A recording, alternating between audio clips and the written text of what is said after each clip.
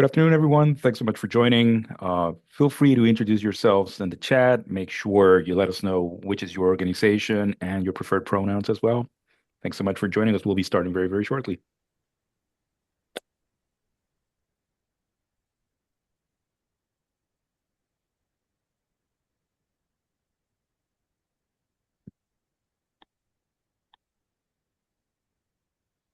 All right.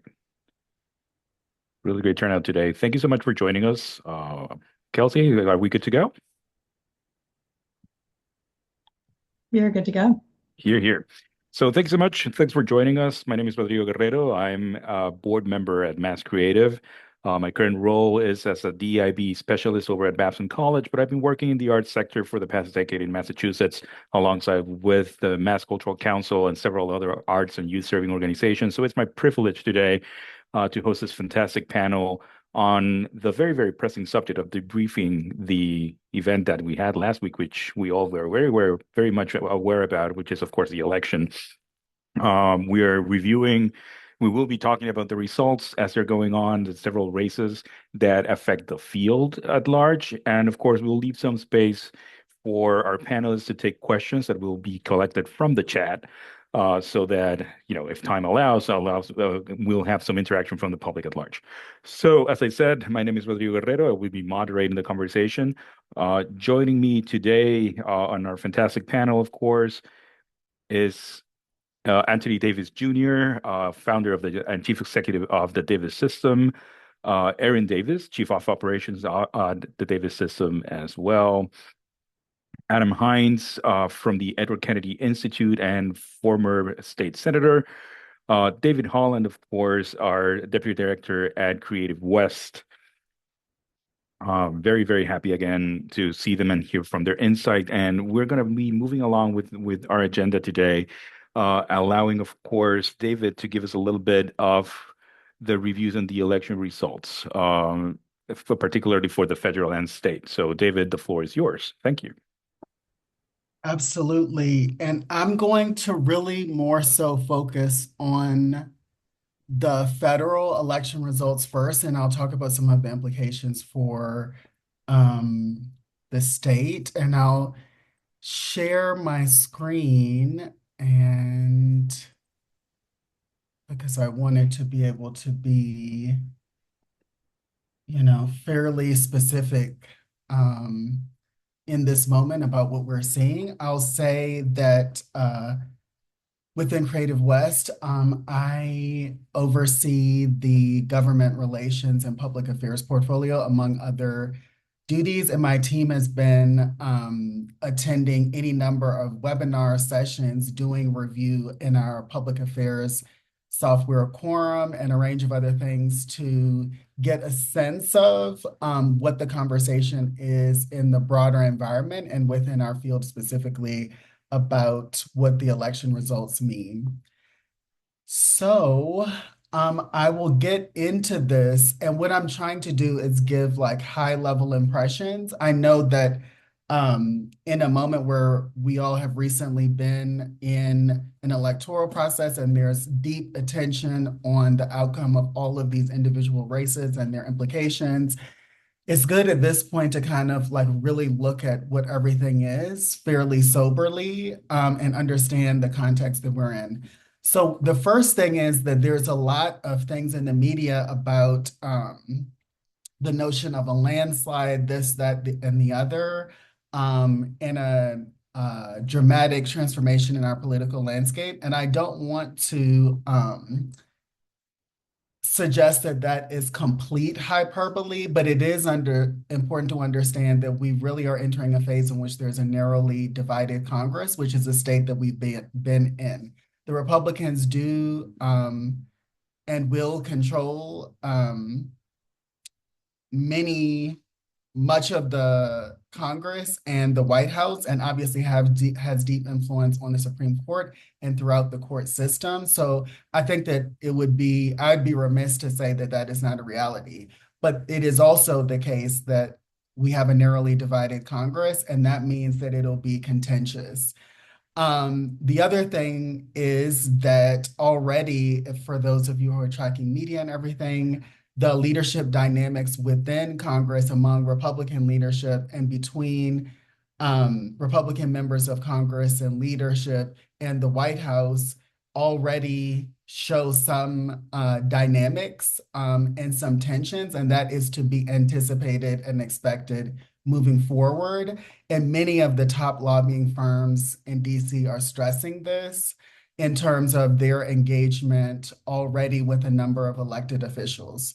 So that's, I think, something important to say, again, that we're in a narrowly divided Congress, meaning that the Democrats still hold many seats and will be able to have some influence over the legislative process, and that there is not going to be uniformity, perhaps, in the position taking within Republican leadership. There are indications of that. And there is some, I would not go as far as saying power struggle, but there are some tensions between moderate Republicans and the Freedom Caucus within the party. So there is all of that ahead.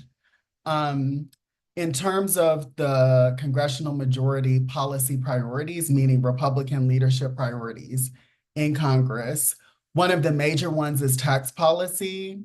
For any of you that may have been looking at financial news in the lead up to the election and thereafter, you may have seen that some of the first reporting was about Republican leadership in Congress in an environment in which the tax policies are being reconsidered, in which the possibility of extending some of the tax cuts put in place by former president and future President Trump, that is like a major focus is tax policy. Energy policy, and explicitly here, the notion of energy dominance is already coming out as a priority of Republican leadership in Congress to come. And immigration policy obviously will be a factor and will be significant. And again, I would be remiss in not saying that that will be hugely impactful and in all likelihood divisive as we move forward. There's a high potential for partisan gridlock, and I think that we can anticipate that because of the dynamics that exist and will exist in Congress. But there may be opportunities for bipartisanship. And principally, something that folks are looking at is about budget resolution for the fiscal year 25 federal government budget to provide a clean slate for the Trump administration and Republican congressional leadership moving forward. And so there may be a willingness to get those negotiations handled and that process complete as we move forward. There are some indications that omnibuses, which are these enormous bills in which all of these appropriations are put together, is not favored by Republican leadership. So it remains to be seen what the vehicles will be to actually move that process forward. These maps may not be completely accurate because I pulled them yesterday when I was in the airport. But I'm really just showing this not for the specific numbers, and I'm obviously not going to go into all of these state results and all of the results and their impact, but primarily to visualize what I said about the narrowly divided Congress. And hopefully these numbers indicate and show that to you. There are other things that I think that these maps convey that I don't have time to get into, but hopefully that conveys that to you. And I will pass back to you, Rodrigo, if you want to ask me other questions. And I do have other slides that might cover other things that we're going to talk about. Sure.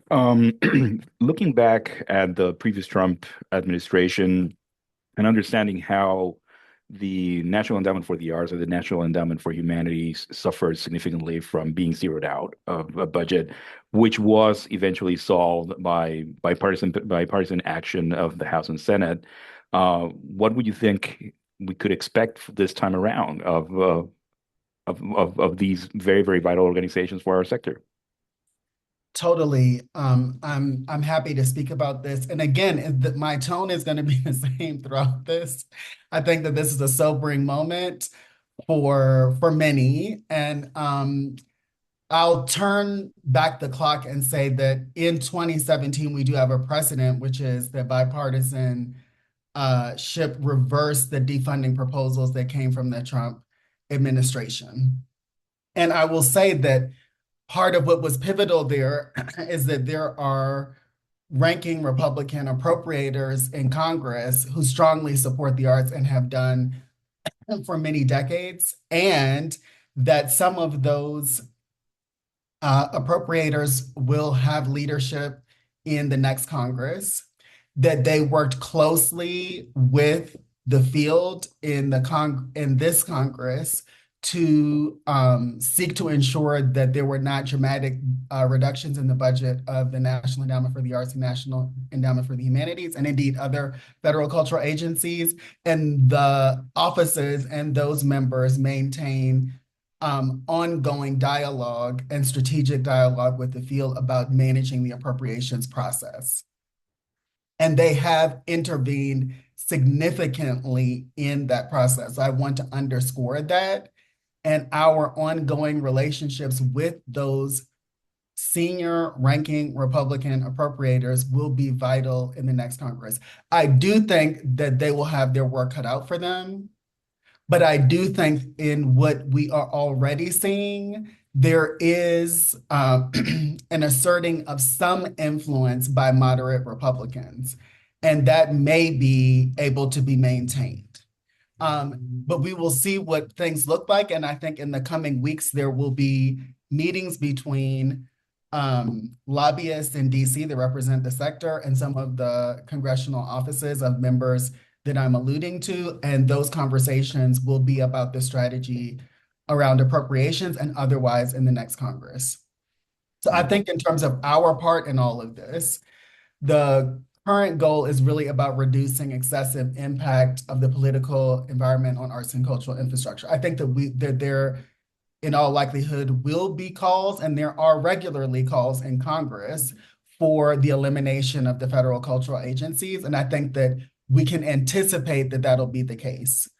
I think that we do not want to see any very significant moves in terms of the elimination of agencies or drastic reductions in budgets or drastic transformations in the missions of those organizations through congressional action. So those are the things that we really need to be focused on. I think I know that there's an appetite in the field to really evolve the way that we do our messaging. And I think that those conversations are vital and need to continue to happen. I do think that given the political landscape, we will have to lean into the economic benefits of the arts and some of the social benefits of the arts that can resonate with more conservative elected officials and those that they represent. And I think that we'll have to emphasize the local and state partnerships that make up the structure of the NEA and NEH, because that speaks to things that also resonate with conservatives. There's a range of tactics that I can mention, but I think some of those I already mentioned, like the key appropriators. I think we'll have to be tracking executive and legislative agendas and actions very closely and being able to respond to those. And I think that we will have to advocate for rural communities explicitly in our messaging, because again, that is more resonant with conservative elected officials and those they represent. And on the flip side to that, of course, Massachusetts reelected all of its incumbents with Senator Warren and all our Congress people, but there will be on the minority. So what would be the role of our arts advocates in Massachusetts to defend federal funding for the arts and culture and creativity? Absolutely. So in terms of advocacy in Massachusetts, I think that there's a range of ways of thinking about this. I think that there will have to be engagement with key congressional committees and caucuses where possible, highlighting the arts' role in national prosperity.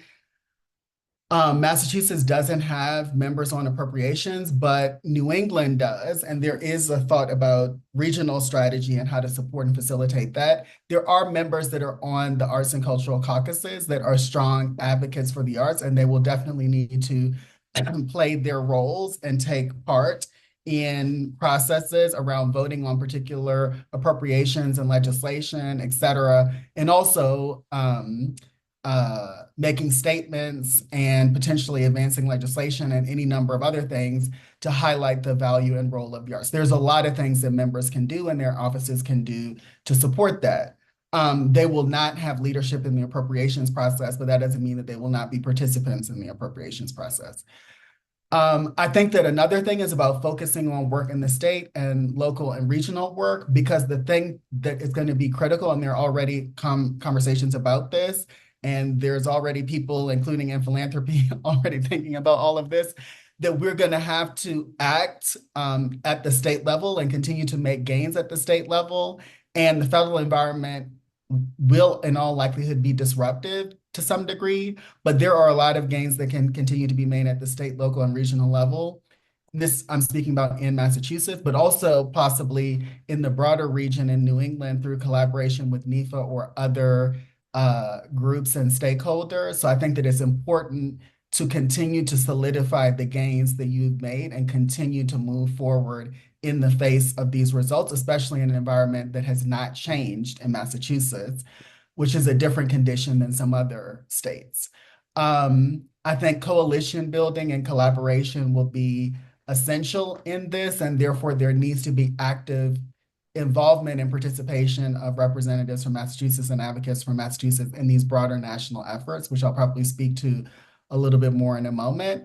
And I think that the case studies of success in Massachusetts that speak to the impact of the arts are things that the field can lift up nationally in the case making about the value of the sector and innovations in public value of the sector. I think Massachusetts is leading in some policy innovation in this space. And I think that those examples of impact will be important to the case making within Congress as we move forward. Excellent. So community building, data gathering, and collective impact will play a huge role in communicating with our legislators and having this kind of impact. Thank you very, very much, David. Let's move along to Adam to speak a little bit about the state results. Adam, there were 22 individuals elected to new roles in this election. 3 new senators and 19 new representatives. Can you tell us a little bit about the landscape and how will it look for the next cycle? Sure. And first of all, thanks for having me. Great to see everybody. See a lot of familiar faces, both from my old Senate district and folks that were just locking elbows for the sector. Yeah, I mean, it's an interesting question about what does Massachusetts look like compared to the national context. And great presentation, David. We saw a lot of similar trends that we saw nationally happening here in Massachusetts. Sometimes surprisingly, in terms of sure that it's still a largely Democratic state, but seeing a lot of gains by Trump and Republicans across the state, and maybe chipping away at some of the larger Democratic centers and in the big cities, and similar breakdown across demographics that we saw across the country. So that was it was a fascinating election to dissect. I think unsurprisingly, we saw Senator Warren easily won a third term, and the members of Congress who had challengers also kind of cruised towards victory. And that's important because it includes folks like Congressman Neal and McGovern, who are ranking members on Ways and Means and Rules, and obviously Whip Clark. And so we punch above our weight, and that's important given the context that we just heard. But one of the things we look at here now, putting on my Kennedy Institute for the U.S. Senate hat, which is trying to understand what does a closely divided Congress mean, and particularly on the Senate side. And I would just add to that commentary that it's gridlock is often the outcome, and that's important because when you're looking at the Senate kind of ceding a lot of its Article 1 responsibilities to the executive, and we see that happening right now in the conversations around confirmations and nominations. It looks like the Senate is rightly determined to ensure it keeps its role in advice and consent and other areas. But what are the problems are that you see when there is a closely divided Senate and House especially, but I'll focus on the Senate for now, you're incentivized to obstruct and kind of block progress where you can, just for simple political reasons. If the group that's in the majority can't achieve their agenda and they're seen as ineffective, then it increases the chances that those in the minority will become the majority. And so there's just at every step we see now, as a result, fewer committees and markups, fewer amendments and bills coming to the floor, and less of an ability of individual senators to have a fingerprint for their state or their causes. So that's, I would just say, in a general sense, concerning for our democracy and the U.S. Senate as a whole. So now I'll take off my institute hat, put on my former senator hat. I think, to your point, not major changes on Beacon Hill. A few House seats flipped to Republican side, but that's essentially a small dent. And so I think what we'll see is, well, let's see if we have to go there. But what's interesting to note is how the governor and the AG and others responding to the election results at the national level, and what does that mean for the local level? And I was first elected the same time that President-elect Trump was first elected. And you saw immediately the state saying, well, if we don't like what the federal government is doing, we're going to take steps to make sure we can adjust and compensate and make sure that our desires here are protected. And so given what I just said about our federal delegation, given what I said about our statewide electeds and the legislature itself, I would keep an eye on how you'd go about that. Excellent. Thank you very much. So speaking back to your experience as a newly elected senator, what would you say are the top three things that newly elected legislators must do to engage with their constituents and their post? I'll give a shout out to my former chief of staff, Beth Ann Steiner, who's here as the senior director of public affairs for Mass Cultural Council. And I think we did three things when I first entered office, and feel free to correct me, Beth Ann, but with her good counsel, you got to know your district, you've got to know your assignments, and you've got to know your tactics and strategies. And so for me, a lot of Berkshire representation here, which is great to see. Hi, everyone. And so I knew I was coming from a district where we relied heavily on arts and culture and tourism. And so that meant that was going to be a priority no matter what. So that was my district. I knew that. And so that was a priority. It's why I asked to chair tourism, arts, and culture my first term. And that leads me to the second point: know your assignments. Okay, these are my committees. I'm going to chair tourism, arts, and cultural development, and therefore I know that I'm going to be the person that needs to lead the charge on growing our budgets for arts and culture, and so that's the second piece, and understanding your committee assignments and what's expected of you from a advocacy perspective and from a policy and expertise perspective, and the like. And then know your tactics and strategies. I'm kind of making this up on my own, but I'm kind of surprised that it's not bad, right, Beth Ann? Know your tactics and strategies. I just feel like we were constantly weighing, okay, when are we going to pursue something through an amendment versus a bill versus, when can we have a hearing in a key location? What are the tours we're going to take on? When are we going to do a press conference to bring attention to something?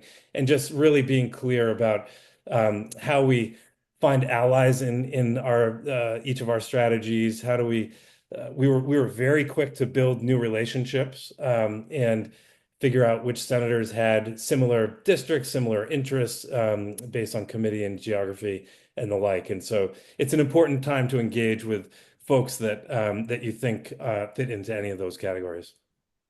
Thank you. Thank you very much. Lastly, I will say, thinking about the last session, as we didn't see a lot of bills making it past the finish line, but we did see a lot of bills being included into larger, bigger bills. Do you imagine that this will continue to be the practice? And what does this mean for legislators who really just want to see their bills passed? you grab any moving vehicle. And so I think you have to be flexible. Sometimes it'll be a budget, sometimes it'll be a bill, sometimes it'll be another bill, and you bring in one of your bills through an amendment. I mean, flexibility, creativity, Yeah. um, and having the relationships with your colleagues so that you have the ability to do that when there is a moving vehicle. I think those are the things. I don't I know I realize I'm kind of speaking this as an insider. I don't get too concerned by that trend that you described, because of what I just said. You can find ways to get things done. Your flexibility is going to be a key asset of the coming years, and the opportunity to engage with as many partners as possible, whether across the aisle or within party lines as well. Thank you very much for that. Let's move on to our advocacy, community and organizing, and political mobilizing with Anthony and Errin. Anthony and Errin, you got the floor. Thank you very, very much, Adam. No, thanks, Rodrigo. And I really, I think that David and Adam have done an amazing job of just setting context as we go into this conversation about advocacy. We got a bit of insight into the political landscape, and then insight into kind of how electeds are thinking about as they're going into a new term. And now I think that we can talk about advocacy. And one of the things that Adam said that I think is that electeds are thinking about as they go into their office, but that as advocates we need to start to think about now is really our tactics. As David kind of laid out, we nationally have we're up against a bit different obstacles than we are here in Massachusetts, but that doesn't mean that we shouldn't think about our tactics and be more strategic in terms of how we're using our tactics. I know one of the things that we wanted to make sure to emphasize is just that arts and culture has a cross sector impact, and that it is a bipartisan issue. There are bipartisan impacts that arts have, and that the benefits that they have as well, from economic impact to tourism to education and mental health. And so each of those sectors and each one of those issues is not something that is a partisan issue. I would say on the national level, sometimes they can present that way. But when we talk about these issues from a more practical standpoint, and less from buzzwords and from our political ideology, and just talk to people from a practical standpoint about how the arts will impact economic vitality and tourism in our spaces, and education and mental health, that's when we can actually start to get through and actually talk with folks. But Errin, I'll let you add on as well. Yeah, thank you for that. And for just everyone else who spoke before us as well. To add on to what Anthony was saying, during this time, it's not only just going to be about the advocacy in which we do, but about how we mobilize and bring people in. As David showed us, this was new data, new things that we're seeing. And so not only do we need to organize around these policy wins, but how we bring people in and really tell our story. And I believe that the art sector allows us a great space to do that in so many different ways. And we can use the arts to really bring people in and call them in and tell the story of the communities that are being marginalized, or the issues that are happening in other parts of the country. As Anthony noted, things are a little bit different for us here in Massachusetts, and especially within Boston, within the larger support that we do get. But when we think about other places in our country, they won't get that support. And so when I think about it, how we support the arts, I don't only think about it in terms of just Massachusetts, but our larger community as well. Yeah. And I'll just add that there will be, as David and Adam both said, there will be federal legislation that will affect what is happening here in Massachusetts. Although we have leadership that is extremely favorable to the arts and to culture, there will be federal legislation that will impact how how money is trickling down to Massachusetts, and how legislation trickles down as well. And so it will involve us at times advocating to elected officials that may not be our Massachusetts elected officials, but are going to be, whether they have oversight over a bill or a piece of legislation, they will be the people that we need to advocate with. And so I know one of the other things that I just wanted to mention is that and I know most of the people on this call know this, but advocacy and engagement obviously doesn't end with what happened on Tuesday. Tuesday was really just beginning, and in either way that it went, we were going to have work to do to hold whichever administration accountable to the things that they said while they were on the trail, and to the things that we want to see happen in this country. And so I want to encourage everyone that our fight is just beginning, and that to get the things that we want, we are going to have to put some skin in the game as well beyond just election day. It's going to take involvement over the next 4 years as well. Here.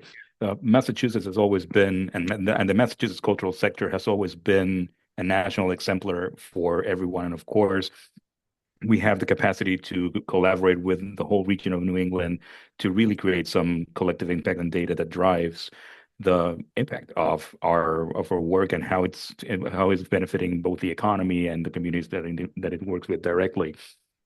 And of course, looking at the results from the election, it's very, very interesting to see how we need to talk away from that piece of information that says that we are now submerged under a landslide that doesn't allow us to work, but really look at the numbers of how Congress and the House is going to work. But also, one of my personal peeves about the election is the amount of people that chose not to participate and the amount of people that chose not to show up. What happened after the past election that made those people decide not to participate and not to engage, and what can we do to advocate and move on in that direction? So how do we engage with the community, and how does that community connect with the elected officials to build the political capital to really move and support the agenda of the field? Yeah, so I think that one of the things that we all can acknowledge is that especially on a national level, we are going to be kind of up against odds that are not favorable to the arts and culture. But at the same time, as I said earlier, there are some cross-sector benefits to the impacts of the arts, and then we also need to talk about our shared values as well. I think we can, as artists, connect with both community and elected officials when we talk about and highlight our shared values. And I think that there are values that resonate across party lines, like freedom of expression, freedom of speech, community building, job creation. And as you said, Rodrigo, the economic impact of the arts, as well as the cultural and just the overall expression impact of the arts. I think that we could do a better job of talking and telling that story of how, there are these values and these shared values that do resonate across party lines where artists are involved. And I think building on those shared values, I think that, a lot of times we get caught up on our differences and don't allow our shared values to actually ring through. And then, the situation that we're in right now, we're going to have to spend a lot more time thinking about and building off of our shared values than our differences, because our differences will be obvious and loud, and we can run those on a list, but those shared values are what's going to actually move things forward.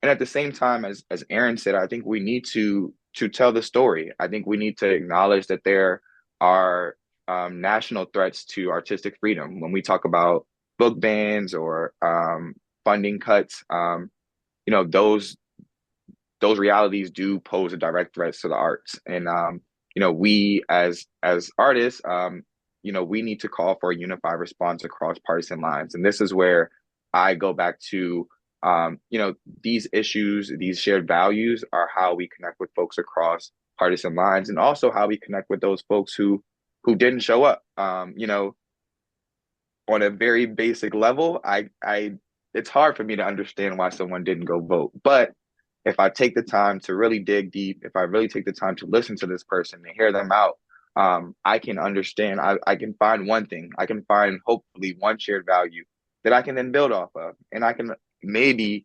empathize, understand why this person didn't vote, and then bring them to the table for them to be involved in the conversation as well. Especially when you think about people who are artists, you think about how the elected officials and who's in power will affect the arts and the money that's coming into arts as well. And so I think that the other thing is that we can mobilize people off of shared values as well. As much as you know, we have a turnout issue in the country, I think we have more of a we have a messaging and actually talking to people's issue in this country. And so once we start to build based on those shared values and are actually talking to the issues that matter to these folks, then we can actually start to see some synergy and build towards them. Excellent. And so it's not just the typical data gathering and, and storytelling of the organizations, but really going out to the community and finding out what is their story and how does it connect to the impact to the work that we do and how do we leverage it on the field to make sure that we are representing properly and reaching across to those that didn't show up and are or feel disenfranchised from the whole process. Which of course leads me to the next thing, and I'll direct the question to Errin. What would you say are the best ways to organize the community to advocate for pro-arts policies and public funding in this landscape? Yeah, well, as creatives, you all have the best tools to get people in the space. You can use your creativity. That and some food can get anybody to an event. And so I think that during these next 4 years, it's really spending the time creating art-centered events and initiatives, rallies that help tell the story of what is happening across this country or what is happening within these spaces. As I was prepping for this panel, I thought to myself about how arts are really entrenched in every single movement, no matter what side of the movement you are on. Yet, I don't think that creatives are seen as thought leaders when it comes to policy making, how housing, how mental health, how these other sectors all impact creatives. And when we talk about creatives, there isn't one particular person. It impacts all races, all age groups, all demographics. And so really thinking about how to be a part of the public funding, the policy making around pro arts is not only seeing like art bills as the space to advocate in, but going to the State House when they have housing legislation on it, going to the State House when they're also talking about anti-discrimination education, and being on the front lines with these legislators, especially the new ones as they're coming in and they're learning, sitting with their, not just the principals as well, to be clear, sitting with staff as well, and seeing them as just as valuable as the principal people and working with them to help draft the legislation so that art is a part of it through and through. And I think that is the biggest piece. And one thing that I think is really important, and will be when it comes to funding, is learning the budget cycle. Everybody's cycle is a bit differently when we look at it federally, when we look at it our state and locally. And so learning your budget cycle, learning who is leading and head of committees for each branch of government, and who you can advocate with, because just because they don't represent you, they could still be, the chair of a specific committee that you should still be advocating and speaking to. And so for me, I think creatives during this next 4 years need to spend time becoming the thought leaders during draft and not seen as afterthoughts. Absolutely. And as we know, when in matters of policy, when you disagree with policy, the best way to not get your way is not engaging. The only way of getting your things your way is engaging more. And this is where organizations like MASSCreative and, Mass Cultural Council and NIFA and all of these agencies that are out there creating advocacy for the sector can really become allies and tools for the community at large to really understand what needs to be voiced and how they can really leverage that voice on the way out. And I think you touch on some really, really great parts on how the artists can find and the artist organizations can find their way into conversations that are not necessarily directly arts related, but they are community related, and the artists are really wonderful ambassadors and interpreters of the community itself. And that's the role that I cherish of our field and of our work. Thank you very, very, very much for bringing that to the question. So we're making amazing time. So I'm just gonna, put a question out to all our panelists today. So what would you think are the two things that you wish advocates for the sector knew when they were engaging with elected officials whilst building political power? Let's start with Adam for alphabetical reasons and moving along. Great. I wonder if everyone else agrees with this assessment of how the sector kind of insulated itself from previous efforts to eliminate funding. And the argument that I would think holds is that it basically there was resistance in Congress last time because on the one hand, the agencies did their work and made sure that they spent a lot of time so that folks understood what the investments in arts and culture meant. So that's one thing. And two is just making sure it's a bipartisan issue, making sure that folks understand that, culture is an economic engine. We see that, I brought up my district in the Berkshires, and we have several folks from North County, North Adams and Mass-MoCA and Clark and the like. And we know that people want to live in areas where culture is vibrant and the community is vibrant as a result. And all the implications that has for people who can be mobile and choosing where to live or and the like. And you make that case. And that has been critical for revitalization of a region. And so when people know that and understand that, it impacts those decisions. And the other one from kind of a takeaway from the last time is just we're not talking about big dollars. And that's the good news and the bad news in terms of does the state level have to compensate for what we're getting at the federal level? But I remember it was easy to make the case to say, oh, come on, we can go up a couple $1,000,000. It's a big deal for what we're doing here in the state. Let's find a way to get there.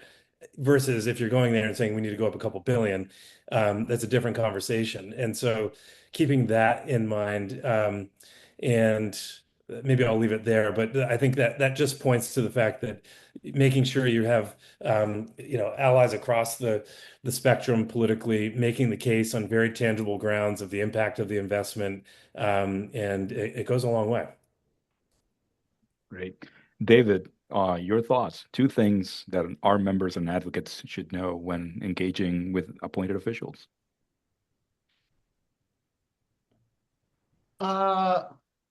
Thanks, Adam. A lot has been covered. I think I'm going to share something in the chat that will have more than 2 points, but I'm trying to gather what I would say the 2 points are. One is that relationships with members of Congress need to be maintained over the long term. And I think our field is good at being responsive, and some might say reactive to crises, for sure. And we can do more to enhance our engagement and our gains outside of crisis moments. And so we don't know what's going to happen. There could be a call for the elimination of the agencies from the White House. There regularly is in Congress anyway. That is kind of a crisis moment, and it galvanizes us, and we put in some of the work and everything like that. But I think that we can't expend all of our influence and political capital only on crisis response. We have to move things forward, and the maintenance of relationships with congressional offices over the long term is part of that, and we have to commit to doing that as part of our ongoing work as a field in a more assertive way, I think.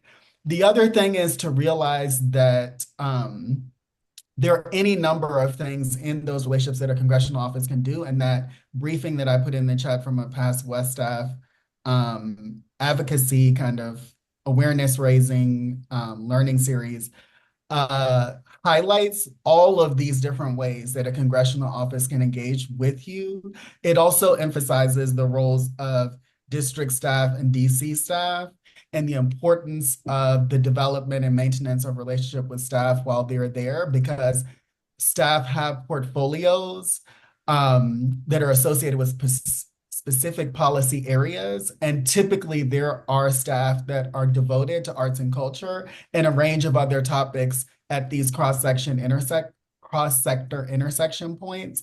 And so it's going to be vital to build some of those staff relationships, because that's what leads to the office taking action, which could be introducing a bill, but it could be a whole range of other things.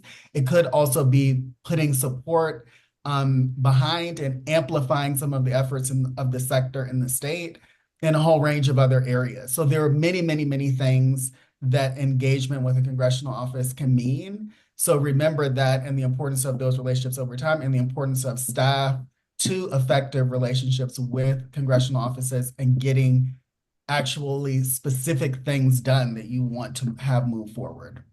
Thank you very much. Anthony, two things are people should know before engaging with legislative officials and getting the message across. Well, first, I'm not envious of Erin having to go last, giving her two things. My first one I would say is I actually want to build on what David just said, and um, almost like in addition to that is building relationships with folks in the public sector as well, and folks who are in positions of making sure policy is implemented. I think about here in Massachusetts, the in the context of the Affordable Housing Act, the Executive Office of Housing and Livable Communities is who is in charge of implementation. And so, as we're building relationships with congressional leaders and our elected officials, we also need to be thinking about and building relationships with agencies who will be in charge of implementing the policies that we are working with the elected officials to get drafted and to get passed.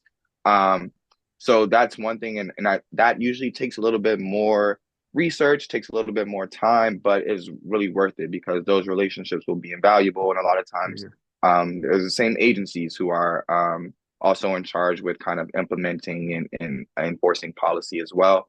And then from the kind of grassroots organizing lens, one of the things that when I'm in rooms with organizers who just traditionally are organizers from like electoral or issue-based organizers, one of the things we're always talking about is how we need arts to sustain any movement.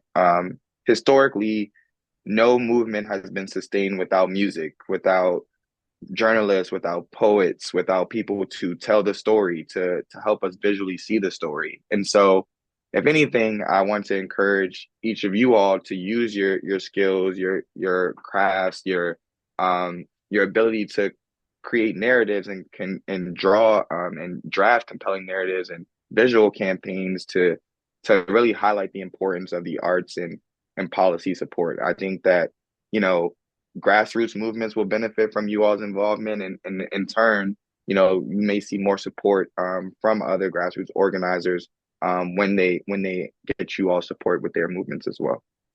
Excellent. And I'm thinking a lot of Maxine Green, the great education theorist, that said that the arts, maybe they cannot change the world, but they may change humans who might change the world. So that's a great thing. So Errin, you've been left with the task of leading us on closing this question. What would you think are resources that are necessary from our advocates to the field and talking to elected officials? Yeah, so firstly, I kind of touched on it a little bit earlier, but I want to go back to it and just make this point. So my background in politics really is working in governmental offices. And one of the things that I see a lot of people take for granted is not getting a meeting with the elected of themselves and feeling disrespected by the fact that they have to meet with staff. And so one of the things I think is important over these next 4 years is just reminding you all that although our elected officials are great and they are thought leaders and are doing amazing work, they're likely not the ones doing the research, drafting up the speech or the legislation and policy.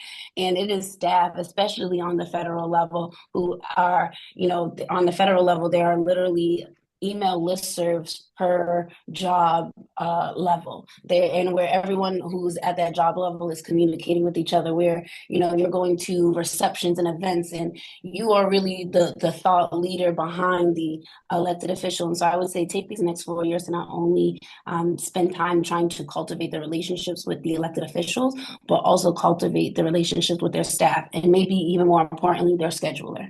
And so that you can actually get into the spaces.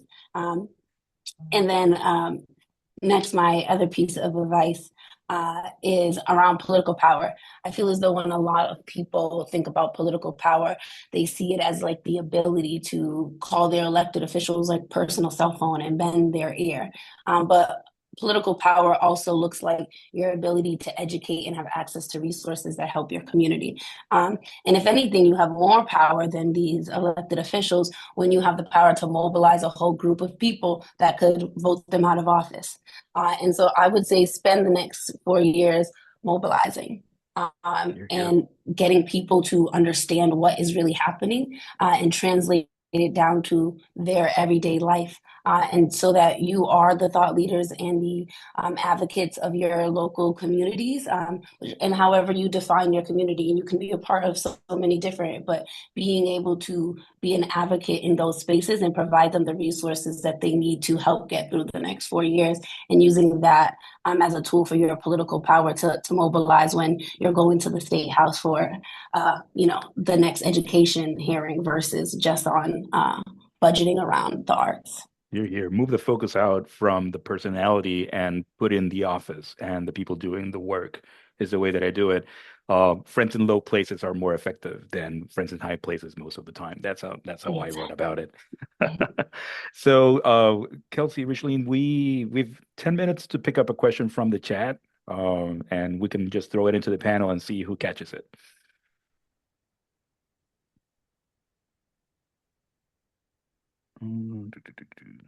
Hi, y'all. I haven't really seen much question that hasn't been addressed yet, but if people have question, please feel free to raise your hand. We're happy to call on you so we can continue the dialogue with our panelists. Thank you, Richleen. And of course, we should never forget the role, and I think Anthony touched beautifully on it, the role of the arts in periods of change. And of course, we keep thinking on Bertolt Brecht and his phenomenal quote of, "In the dark times, will there be singing?" Yes, there will. There will be singing about the dark times. So, yeah, no questions so far on the panel. Come on, this is a great group of people to ask a question from. So, I think some really, really great points have been made about how to leverage the voices of our arts advocates and especially our communities as well.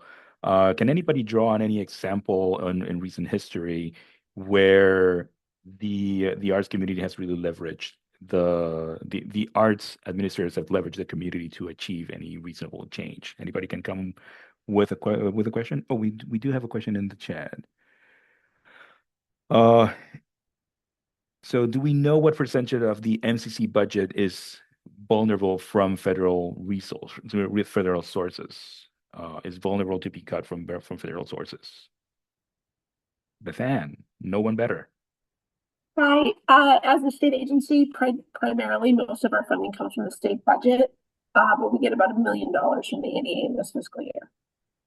Great. Thank you. Thank you very much.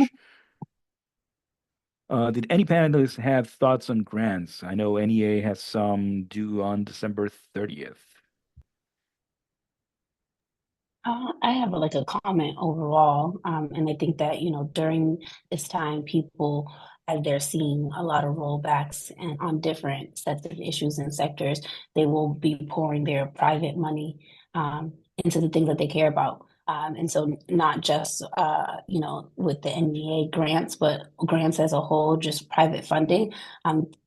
Taking time to look into that as a lot more during this year, and when you're marketing to yourselves and trying to raise money for your own organizations and what's happening, and also using what's happening now as a messaging tool. Well, I know David dropped a very helpful messaging document in the chat that I've already pulled up myself to start looking through as well. But I think a lot of people will be putting money into things that they care about, that they're seeing under attack over this next 4 years. And so it's not just about the larger grants, but there will be a lot more local funding, I think, as well. Wonderful. Thank you. So, Margot, I'm curious to hear from any organization who might be in the middle of grants with NEA or with National Endowment for the Arts or National Endowments for Humanities and have not received funding yet. Any advice? What I would say, and I can't speak with 100% confidence here, but I'll say that the viewpoint is that the fiscal year 25 budgets for the agencies have been resolved. and were relatively protected, meaning that their prior year budgets were maintained, largely speaking. There were some modest reductions. So if you have a grant that has been awarded, that should be fine. Saving if there was a circumstance in which there was another federal government shutdown or something of that nature. And it depends on like the grant cycle and the distribution cycle for the NEA. The federal fiscal year has already started. For example, Creative West is a recipient of a annual grant from the NEA through a partnership agreement. And our partnership agreement has happened, and the first tranche of funds have been released. And so everything is happening in that way currently. What I would say the circumstances that could happen that could change that is, again, if there's a government shutdown or something of that nature. Thank you. All right. Any final thoughts from the panel? I'd just say it's always encouraging when you get on a call like this and there's just so many active, engaged folks thinking and strategizing about how to advocate for the industry. And so I just want to acknowledge that. Keep it up. A lot of work to do, but it's worth it. You're here. I will, of course, take a line from Richleen on the chat to remind you that feel free to join us on November 20th for our town hall on, the link is on the chat, and of course it's on our website. So thank you very, very much for participating as much as we can. Every voice is going to be important in the next 4 years, and the more active we are, the better. All righty.